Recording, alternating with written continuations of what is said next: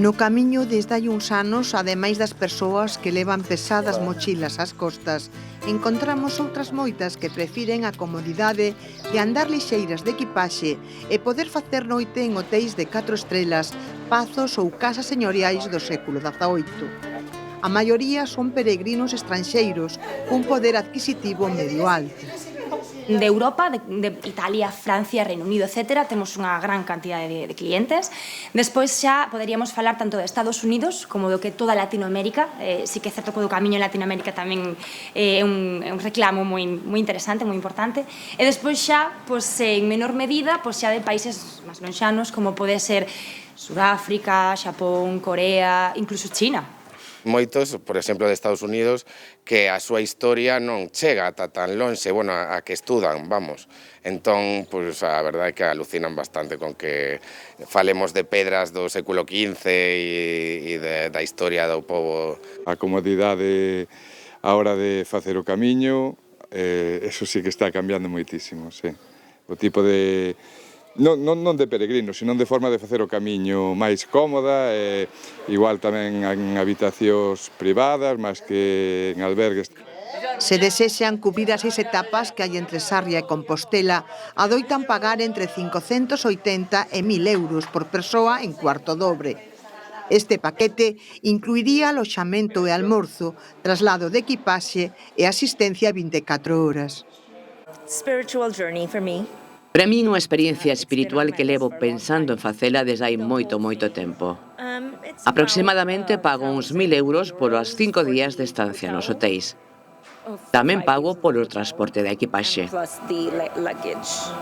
Salió 1.300 euros aproximadamente por 2 personas, los 6 días, con alojamiento y desayuno y cena. ¿Y el equipaje? Lo trasladan ellos también. Así que es muy cómodo, uno camina con lo justo.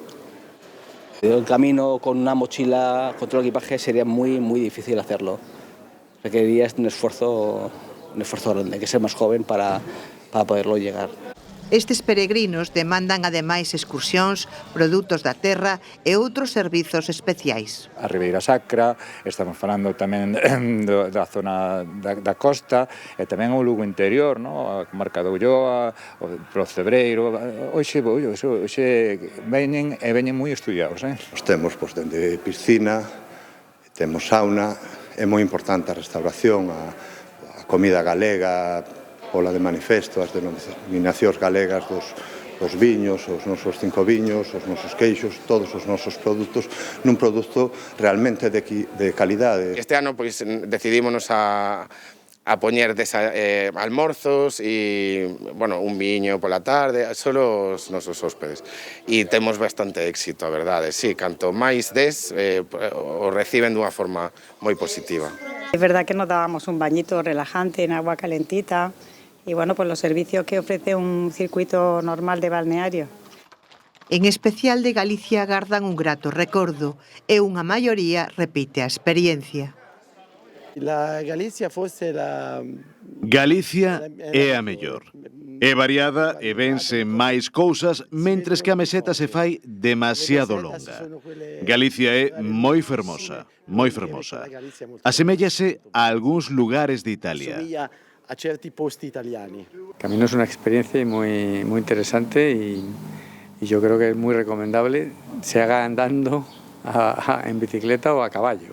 Moitos xa nos escriben, para o ano que ven volvo, a mesma ruta ou unha diferente, pero para o ano que ven volvo. E, efectivamente, temos clientes que están viaxando continuamente, eu creo que atreveríame a decir, nos últimos 5 anos, hai clientes concretos que viaxan todos os anos entre 1 ou 2 veces, facendo camiños. Tramos, camiños, experiencias, pero sí, o camiño engancha e moito. Pero se hai algo que teñen en común os camiñantes é o propio espírito do camiño, independentemente das motivacións que cada un teña para facelo.